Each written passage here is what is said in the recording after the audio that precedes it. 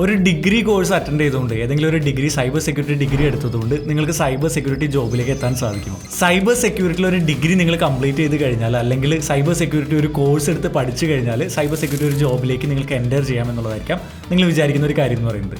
Actually ഇത് ഇങ്ങനെ തന്നെയാണോ? നമ്മൾ സൈബർ സെക്യൂരിറ്റി ജോബ് നോക്കുന്ന സമയത്ത് വരുന്ന ബിഗ്ഗസ്റ്റ് ചലഞ്ചസ് എന്തൊക്കെയാണ്? ഇങ്ങനെയുള്ള കാര്യങ്ങളൊക്കെയാണ് ഈ ഒരു വീഡിയോയിൽ ഞങ്ങൾ ഇൻക്ലൂഡ് ചെയ്തിട്ടുള്ളത്.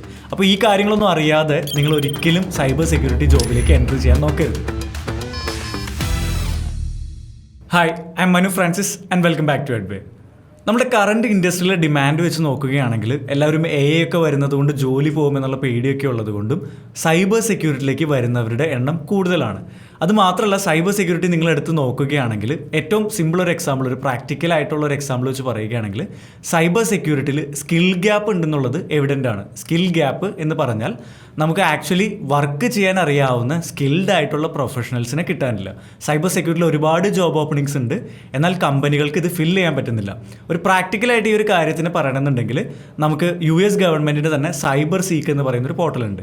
ജസ്റ്റ് അതൊന്ന് വിസിറ്റ് ചെയ്യാം. നമുക്ക് cyberseek.org എന്ന് പറയുന്ന പ്ലാറ്റ്ഫോമാണ് നമ്മൾ വിസിറ്റ് ചെയ്യേണ്ടത്. cyberseek.org എന്ന് പറയുന്ന പ്ലാറ്റ്ഫോമിലേക്ക് നമ്മൾ പോയി കഴിഞ്ഞാൽ ഈ പ്ലാറ്റ്ഫോമിൽ എക്സ്പ്ലോർ ഹീറ്റ് മാപ്പ് എന്ന് പറയുന്ന ഒരു ഓപ്ഷൻ കൊടുത്തിട്ടുണ്ട്. ഇതിനകത്തേക്ക് പോവുകയാണെങ്കിൽ നിങ്ങൾക്ക് കാണാവുന്ന ഒരു കാര്യം എന്ന് പറയുന്നത് സൈബർ സെക്യൂരിറ്റിയിൽ US ഗവൺമെൻറ്റിൻ്റെ ഏതൊക്കെ സ്റ്റേറ്റുകളിലാണ് ഏറ്റവും കൂടുതൽ ജോബ് ഓപ്പണിങ്സ് ഉള്ളത്. അതുമാത്രമല്ല, ഓരോ സ്റ്റേറ്റുകളിലും എത്ര ഓപ്പണിങ്സ് വെച്ചിട്ടാണ് USAയിലുള്ളത്. അങ്ങനെ ഒരു കാര്യം നിങ്ങൾക്ക് ഇതിനകത്ത് കാണാൻ സാധിക്കും. നാഷണൽ ലെവലിൽ എത്ര ഓപ്പണിങ്സ് ഉണ്ട്, അതിനെത്ര ഡിമാൻഡ്സ് ഉണ്ട്, അങ്ങനെയുള്ള എല്ലാ കാര്യങ്ങളും ഇതിനകത്ത് ഇൻക്ലൂഡഡ് ആയിട്ട് കാണാൻ സാധിക്കുന്നുണ്ട്. നിങ്ങൾ നോക്കുകയാണെങ്കിൽ there is A high demand in cyber security jobs, but നമുക്കത് ഫില്ല് ചെയ്യാനുള്ള ആളുകളെ കിട്ടാനില്ല. അതാണ് ഇവിടെ ആക്ച്വലി നടക്കുന്നത്. നമ്മളിപ്പോൾ സൈബർ സീക്ക് പോർട്ടലിൽ കണ്ടതുപോലെ തന്നെ അത് USലെ കാര്യമായിരുന്നു. ഇന്ത്യയിലാണെങ്കിലും ഓൾമോസ്റ്റ് സെയിം തന്നെയാണ്. കാരണം പല കമ്പനീസും മാസീവ് ഹയറിങ്സും ഒരുപാട് ഓപ്പണിങ്സും ഇപ്പോൾ നടത്തുന്നുണ്ട്. അപ്പോൾ ഇതിനകത്ത് നിങ്ങൾ നോക്കുകയാണെങ്കിൽ there is A high demand. അപ്പോൾ സൈബർ സെക്യൂരിറ്റിയിലേക്ക് നിങ്ങൾ പോയി ഒരു ഡിഗ്രി ചെയ്ത് സൈബർ സെക്യൂരിറ്റിയിലേക്ക് എൻ്റർ ചെയ്യേണ്ട കറക്റ്റ് ടൈമല്ലേ ഇത് എന്നുള്ളൊരു ചോദ്യം നമുക്ക് വ്യക്തമാണ്. അപ്പോൾ നമുക്ക് എൻ്റർ ചെയ്യുകയാണെങ്കിൽ കറക്റ്റായിട്ട് തന്നെ ഇപ്പോൾ പ്ലേസ്ഡ് ആവാനും ചാൻസസ് കൂടുതലാണ്. ശരിയല്ലേ? സോ ഇതെല്ലാം പറയുന്നുണ്ടെങ്കിൽ കൂടെ ഇതിൻ്റെ ബാക്കിലുള്ള അല്ലെങ്കിൽ ഇതിൻ്റെ പുറകിലുള്ള യാഥാർത്ഥ്യം എന്താണ് അത് നമുക്കൊന്ന് നോക്കാം.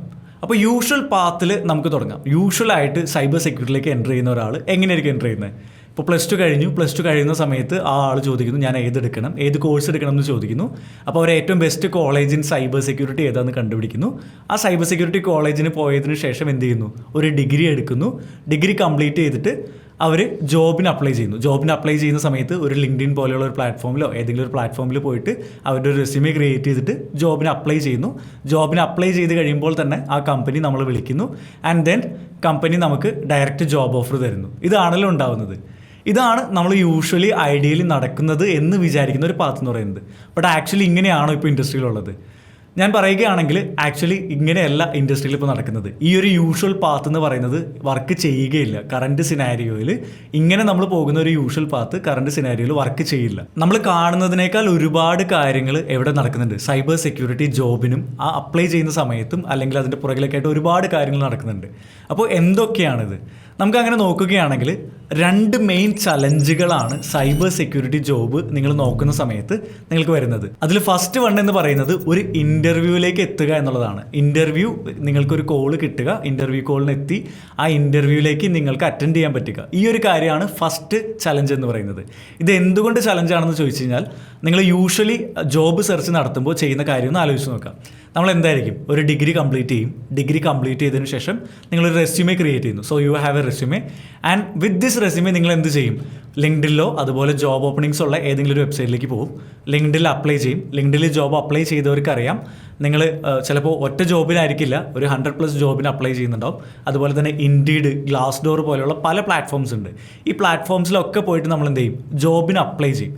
ഈ ജോബിന് അപ്ലൈ ചെയ്തതിന് ശേഷം നിങ്ങൾ നോക്കുകയാണെങ്കിൽ ഓൾമോസ്റ്റ് ഓൾ ദ കേസസിലും നമുക്ക് യാതൊരുവിധ റിപ്ലൈയും ഇതിനകത്ത് വരാറില്ല. നമ്മുടെ യൂഷ്വൽ പാത്തിൽ നമ്മൾ ഒരു ജോബിന് അപ്ലൈ ചെയ്യുന്ന സമയത്ത് ഇൻ്റർവ്യൂവിലേക്ക് നമ്മൾ എത്താൻ ചാൻസസ് വെരി ലോ ആണ്. ആദ്യത്തെ സ്റ്റേജുകളിലേക്ക് പോലും നമ്മളെ എത്തിക്കാറില്ല.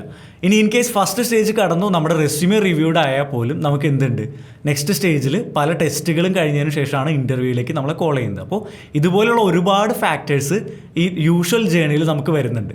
അപ്പോൾ ഫസ്റ്റ് തിങ് എന്ന് പറയുന്നത് ഇതിനകത്ത് റെസ്യൂമെ നമ്മുടെ സ്ക്രീൻഡ് ആവണം. റെസ്യൂമെ സ്ക്രീൻഡ് ആവണമെങ്കിൽ എന്ത് ചെയ്യണം?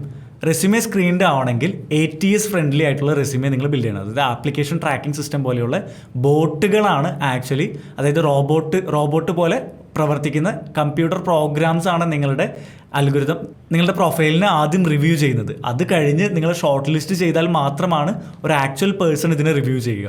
നിങ്ങളൊന്ന് ആലോചിച്ച് നോക്കുക. ഇതിനകത്തുള്ള മറ്റൊരു കാര്യം എന്ന് പറയുന്നത് നിങ്ങളെപ്പോലെ തന്നെ സൈബർ സെക്യൂരിറ്റി ഡിഗ്രി കഴിഞ്ഞ് എല്ലാവരും ചെയ്യുന്ന ഒരു കാര്യം തന്നെയാണിത്. അപ്പോൾ റെസ്യൂമേ ക്രിയേറ്റ് ചെയ്യുന്ന സമയത്ത് തന്നെ നമുക്ക് ഈ ATS ഫ്രണ്ട്ലി ആക്കാൻ വേണ്ടിയിട്ട് കുറേയധികം കീവേഡുകൾ അതിനകത്ത് യൂസ് ചെയ്യേണ്ടി വരും. നിങ്ങളുടെ സ്കില്ലുകൾ, പ്രാക്ടിക്കലായിട്ടുള്ള നോളജ്, നിങ്ങൾക്ക് അറിയാവുന്ന കാര്യങ്ങൾ, ഇതെല്ലാം അതിനകത്ത് ലിസ്റ്റ് ഔട്ട് ചെയ്യേണ്ടി വരും. അപ്പോൾ ഈ റെസ്യൂമേ തുടങ്ങുന്ന സമയത്ത് തന്നെ, റെസ്യൂമേ ബിൽഡ് ചെയ്ത് തുടങ്ങുന്ന സമയത്ത് തന്നെ നമുക്കൊരു ചലഞ്ച് സ്റ്റാർട്ട് ചെയ്യുന്നുണ്ട്. റെസ്യൂമേ കിട്ടിയതിന് ശേഷം നമ്മൾ അപ്ലൈ ചെയ്യുന്ന രീതിയിൽ പ്രശ്നങ്ങൾ വരുന്നുണ്ട്. അത് കഴിഞ്ഞ് പല പ്രശ്നങ്ങൾ ഫേസ് ചെയ്തിട്ട് വേണം ഒരു പേഴ്സൺ റിവ്യൂ ചെയ്യാവുന്ന രീതിയിലേക്ക് നിങ്ങളുടെ റെസ്യൂമേ എത്താൻ. ഇനി ഇതൊരു പേഴ്സൻ്റെ കയ്യിലേക്ക് എത്തിക്കഴിഞ്ഞാൽ പേഴ്സൺ എന്തായിരിക്കും ചെക്ക് ചെയ്യുന്നത്? ഒരു ടെക്നിക്കലായിട്ടുള്ള ഒരാളാണ് നിങ്ങളുടെ റെസ്യൂമേ ചെക്ക് ചെയ്യുന്നതെങ്കിൽ അയാൾ നോക്കുന്നത് നിങ്ങൾക്ക് ഹാൻഡ്സ് ഓൺ എക്സ്പീരിയൻസ് ഉണ്ടോ, അതേപോലെ എന്തൊക്കെ പ്രൊജക്റ്റുകൾ നിങ്ങൾ സെൽഫായിട്ട് ചെയ്തിട്ടുണ്ട്, ഇങ്ങനെയുള്ള കാര്യങ്ങളെല്ലാം ചെക്ക് ചെയ്യും. അപ്പോൾ ആ സമയത്ത് നിങ്ങൾക്ക് ജസ്റ്റ് ഒരു ഡിഗ്രി കംപ്ലീറ്റ് ചെയ്തു എന്നുള്ള ഒരൊറ്റ കാരണം കൊണ്ട് ആരും ജോബ് നിങ്ങൾക്ക് ഓഫർ ചെയ്യില്ല. അത് മാത്രമല്ല, ഒരു ഇൻ്റർവ്യൂവിലേക്ക് പോലും നിങ്ങൾ എത്താനുള്ള ചാൻസസ് കുറവായിരിക്കും. നമുക്ക് ഇതിനെല്ലാം പ്രാക്ടിക്കൽ ആയിട്ടുള്ള സൊല്യൂഷൻസ് ഉണ്ട്. ബട്ട് ഈ ഒരു വീഡിയോ നമ്മൾ പറഞ്ഞു കഴിഞ്ഞാൽ അത് ലെങ്തി ആയി പോകാനുള്ള ചാൻസ് ഉണ്ട്. അതുകൊണ്ട് ഞാൻ കൂടുതൽ പ്രാക്ടിക്കൽ സൊല്യൂഷൻസിനെ കുറിച്ച് നമുക്കൊരു സിംഗിൾ വീഡിയോ വേറെ ചെയ്യാം. ഇനി ഇൻ്റർവ്യൂവിലേക്ക് എത്തിപ്പെടാൻ എന്നുള്ളൊരു കാര്യം നിങ്ങൾ ക്രാക്ക് ചെയ്തു, ഇൻ്റർവ്യൂവിലേക്ക് കറക്റ്റായിട്ട് എത്തി. നെക്സ്റ്റ് ചലഞ്ച് എന്താ? നമ്മുടെ ഇൻ്റർവ്യൂ നമ്മൾ പാസ്സാവണം അല്ലേ? അപ്പോൾ അതിന് നമ്മൾ എന്ത് ചെയ്യും? അതെന്ന് പറയുന്നതാണ് നമ്മുടെ സെക്കൻഡ് ചലഞ്ച് എന്ന് പറയുന്നത്. ഇൻ്റർവ്യൂ പാസ്സാവണം അല്ലെങ്കിൽ ഇൻ്റർവ്യൂ ക്രാക്ക് ചെയ്യണം. അതാണ് നമ്മുടെ ബിഗ്ഗസ്റ്റ് സെക്കൻഡ് ചലഞ്ച് എന്ന് പറയുന്നത്. അപ്പോൾ ഈ ചലഞ്ചിൽ നിങ്ങൾ നോർമലി ഒരു യൂഷ്വലി ചെയ്യുന്ന ഒരു രീതി ഒന്ന് ആലോചിച്ച് നോക്കി. ഒരു ഇൻ്റർവ്യൂവിൽ ചെല്ലുമ്പോൾ നമ്മൾ എങ്ങനെയായിരിക്കും പ്രിപ്പയർ ചെയ്യുന്നത്?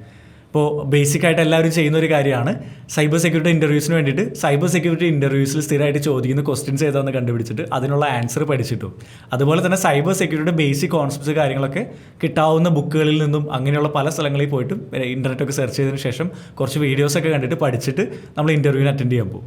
അപ്പോൾ ഇങ്ങനെയാണ് നമ്മൾ ചെയ്യുന്നതെങ്കിൽ ഇൻ്റർവ്യൂവിന് ചെല്ലുന്ന സമയത്ത് ഇൻ്റർവ്യൂവർ ചോദിക്കുന്ന ഓരോ ക്വസ്റ്റിനും നമുക്ക് കറക്റ്റായിട്ട് ഉത്തരം പറയാൻ പറ്റും. ബട്ട് ഇതിലൊരു പ്രശ്നമുണ്ട്. നമ്മൾ ഉത്തരമൊക്കെ പറയും, ഉത്തരം കഴിഞ്ഞതിന് ശേഷം നമ്മൾ എന്ത് ചെയ്യും? ഇൻ്റർവ്യൂ ഓക്കെ വെൽ അടിപൊളിയായിട്ട് പോയി എന്ന് പറഞ്ഞിട്ട് തിരിച്ചു വരും. ഇങ്ങനെ വരുന്ന സമയത്ത് നിങ്ങൾക്കൊരു മെയിൽ വന്നിട്ടുണ്ടാവും. മെയിലിൽ പറയുന്നത് you are not selected for the job എന്നായിരിക്കും. ബിക്കോസ് എന്താണ് ഇവിടെ ആക്ച്വലി സംഭവിച്ചത്? ഇവിടെ സംഭവിച്ച കാര്യം എന്ന് പറയുന്നത് നിങ്ങൾ പറഞ്ഞിട്ടുണ്ട് നിങ്ങൾ പഠിച്ച കാര്യങ്ങളെല്ലാം കൃത്യമായിട്ട് ചോദിച്ച ചോദ്യങ്ങൾക്ക്. പക്ഷേ ഒരു 5 മിനിറ്റ് നിങ്ങളോട് ഇനീഷ്യലി സംസാരിക്കുമ്പോൾ തന്നെ ആ ഇൻ്റർവ്യൂവറിന് കറക്റ്റായിട്ട് മനസ്സിലാവും നിങ്ങൾ പ്രാക്ടിക്കൽ നോളജ് ഉള്ള ആളാണോ അതോ വെറുതെ തിയറി പഠിച്ചിട്ട് അത് പറയാവുന്ന രീതിയിൽ വന്നിരിക്കുന്ന ആളാണോ എന്നുള്ളത്. അപ്പോൾ ഇതിനകത്ത് ഒരു പ്രശ്നം എന്ന് പറഞ്ഞു കഴിഞ്ഞാൽ നമുക്ക് മെയിനായിട്ട് ഇൻ്റർവ്യൂസിന് ചെല്ലുന്ന സമയത്ത് അവിടെ ഹാൻഡ്സ് ഓൺ ജോബ് ചെയ്യാൻ പറ്റുന്നവരെയാണ് ഈ ഇൻ്റർവ്യൂവിന് അവർ സെലക്ട് ചെയ്യാൻ നോക്കുന്നത്.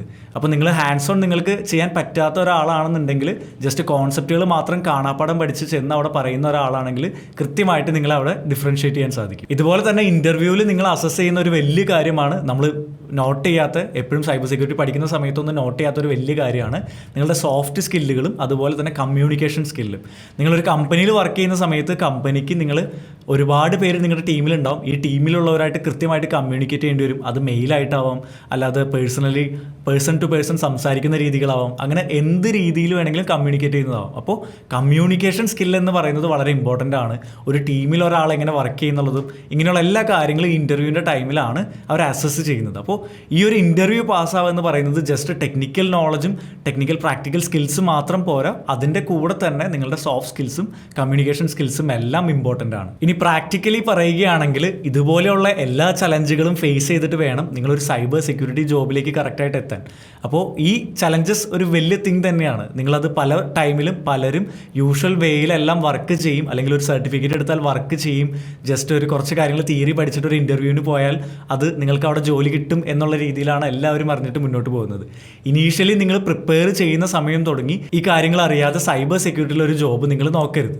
അപ്പോൾ നമ്മൾ പറയുകയാണെങ്കിൽ ജസ്റ്റ് ഒരു സർട്ടിഫിക്കേഷൻ മാത്രം വെച്ചിട്ട് ഒരു ജോബ് നിങ്ങൾ അപ്ലൈ ചെയ്യുകയാണെങ്കിൽ അതുകൊണ്ട് പ്രത്യേകിച്ച് ഗുണം ഉണ്ടാകുന്നില്ല. സർട്ടിഫിക്കേഷൻ ഇല്ലാതെ നമുക്ക് പറ്റുമോ എന്ന് ചോദിച്ചാൽ അതും ചിലപ്പോൾ ബുദ്ധിമുട്ടായിരിക്കും. അപ്പോൾ നിങ്ങൾക്ക് സർട്ടിഫിക്കേഷനും വേണം, ഓൾസോ നിങ്ങൾക്ക് എന്ത് വേണം, അത് പ്രൂവ് ചെയ്യാൻ പറ്റുന്ന രീതിയിലുള്ള നോളജും സ്കിൽസും നിങ്ങൾക്ക് ഉണ്ടാവണം. ഈ കാര്യങ്ങളെല്ലാം ഉണ്ടെങ്കിൽ മാത്രമാണ് നമുക്കൊരു സൈബർ സെക്യൂരിറ്റി ജോബിലേക്ക് എത്താൻ സാധിക്കുകയുള്ളൂ.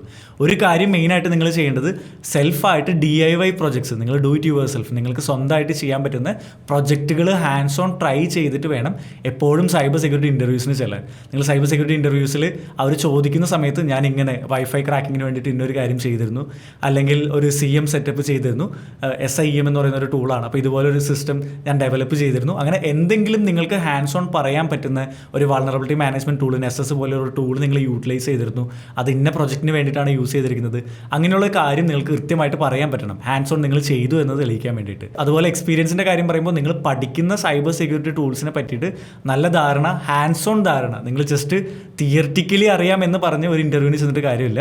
ആ കാര്യം നിങ്ങൾ ഹാൻഡ്സ് ഓൺ ട്രൈ ചെയ്തിട്ടുണ്ട്, ആ ടൈമിൽ നിങ്ങൾക്ക് വരുന്ന ബുദ്ധിമുട്ടുകൾ അറിയണമെങ്കിൽ അത് ട്രൈ ചെയ്താൽ മാത്രമേ പറ്റൂ. ഇനി ഇതിനെല്ലാം ഉപരിയായിട്ട് സെൽഫായിട്ട് കുറച്ചധികം റിസർച്ച് ചെയ്യേണ്ടതുണ്ട്. ഇപ്പോൾ നമ്മുടെ ഗൂഗിൾ ഉണ്ട്, യൂട്യൂബ് ഉണ്ട്, അതുപോലെ ഒരുപാട് പ്ലാറ്റ്ഫോംസും ഓൺലൈനിൽ ഒരുപാട് ഫോറംസും നിങ്ങൾക്ക് അവൈലബിൾ ആണ്. ഇതിലൊക്കെ പോയിട്ട് നിങ്ങൾ സെൽഫായിട്ടൊന്ന് ട്രൈ ചെയ്ത് നോക്കുക, എങ്ങനെയാണ് നമുക്കൊരു സൈബർ സെക്യൂരിറ്റി ജോബിലേക്ക് ലാൻഡ് ചെയ്യാൻ പറ്റുക, എന്തൊക്കെ കാര്യങ്ങളാണ് പഠിക്കേണ്ടത്, അങ്ങനെയുള്ള എല്ലാ കാര്യങ്ങൾക്കും നിങ്ങൾ എന്ത് ചെയ്യുക, ഓൺലൈൻ മീഡിയാസ് കൂടുതൽ യൂട്ടിലൈസ് ചെയ്യുക. So that's it for this video. നിങ്ങൾക്ക് എന്തെങ്കിലും ഡൗട്ട്സ് കാര്യങ്ങളൊക്കെ ഉണ്ടെങ്കിൽ കമൻറ്റ് ബോക്സിൽ ഒന്ന് മെൻഷൻ ചെയ്യുക.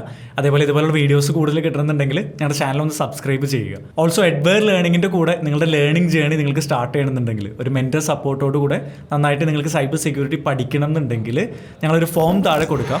നിങ്ങൾ ആ ഫോമിൽ ഡീറ്റെയിൽസ് ഫില്ല് ചെയ്യുകയാണെങ്കിൽ ഞങ്ങളുടെ ടീം നിങ്ങളെ കോൺടാക്ട് ചെയ്യുന്നതാണ്. Thank you.